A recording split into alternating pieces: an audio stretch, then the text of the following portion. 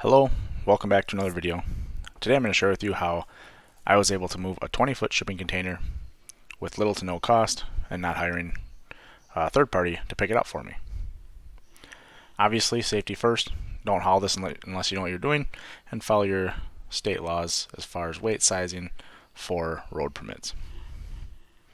So in order to move one of these, a lot of times you'll have to hire a wrecker or some type of truck and lift to move it, which can cost hundreds of dollars.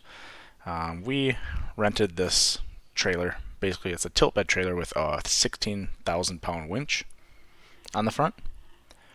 And what we did was, you can see it's loaded up on the trailer. Unfortunately, I don't have a lot of good video of us putting it onto the trailer, but what we did was we backed straight up to the container and we hooked a short chain on both of the front loops and then hooked that to the winch.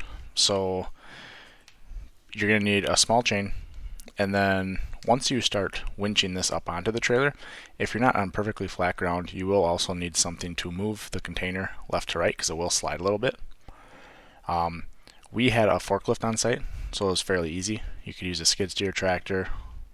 You could also use just a ratchet strap, because basically what happens is the front will stay pretty in line with the winch. It's the back that'll walk a little bit, so you could ratchet strap the corner to one side or the other. They only weigh about 4,000 to 5,000 pounds, so it moves fairly easily. Once we got it lifted up onto the trailer, you do want to make sure that you have long enough straps. So we had straps that went up and over the container to strap it down to the trailer, and then also chains. Alright, for the rest of the video I'm just going to show you how we unloaded it, which is probably the more difficult part. I feel like loading went fairly quick and easy.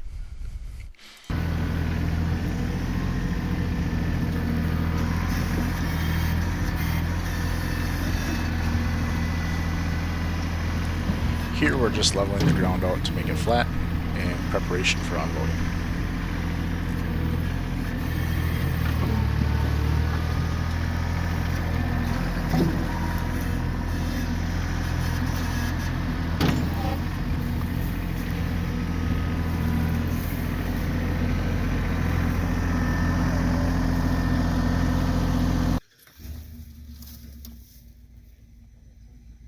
You're on camera stuff.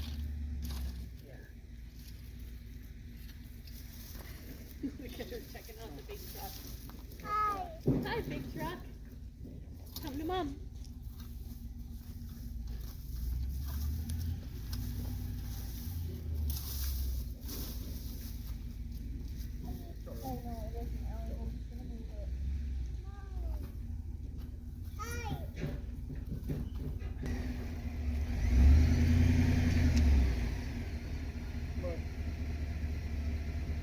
You're good. I'll pull it out if you have to. Nah, you're good.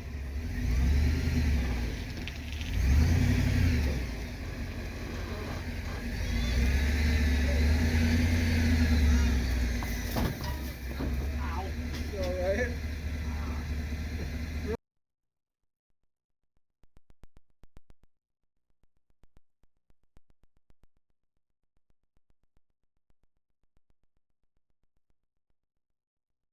I just took a digger. How? There's a freaking piece of metal in that pile and it caught on my shoe. And I just went face first in the dirt. You get that on camera? Yeah. Now I don't we'll know. have some hits. Hopefully. Put that on the Highlight reels. I don't think this thing's gonna slide off though. Gonna find out. Here, back this up a little bit. Hitting your what? Garage? Yeah. That'd be bad.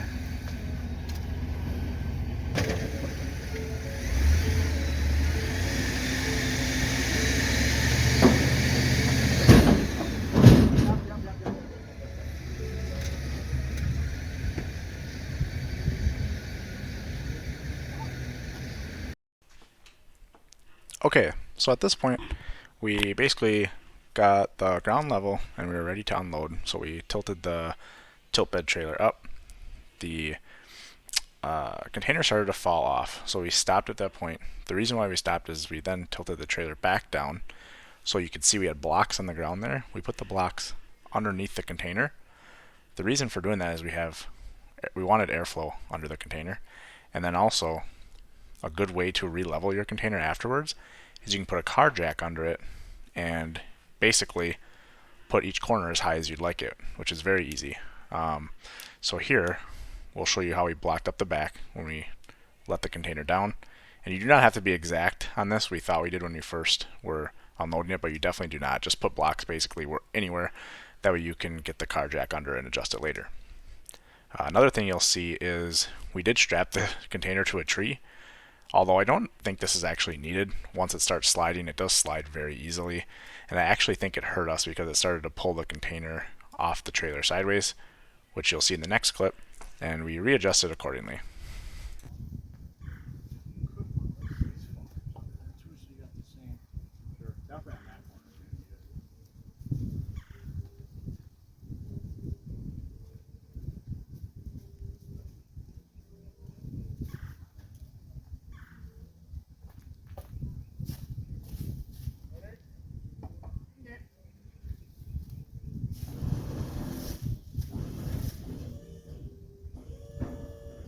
Going.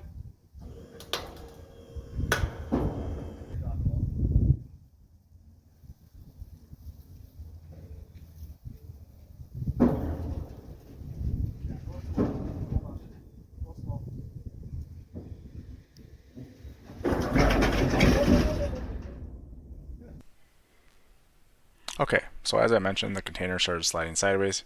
Here you can see that critical point. Basically what we did is we rehooked the winch up front, pulled it back up, straightened it out.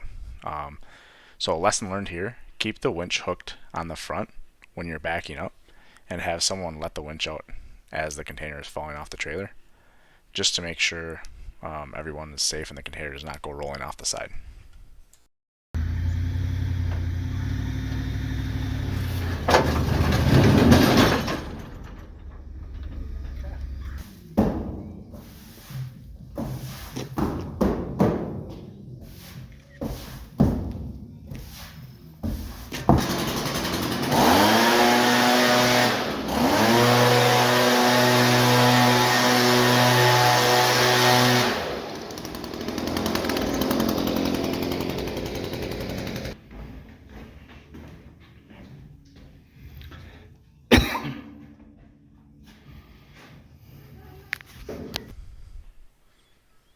Alrighty, when it's all said and done, we bought this one trip container for $2,000 and we had $160 into moving it to our house, and plus a little bit of fuel.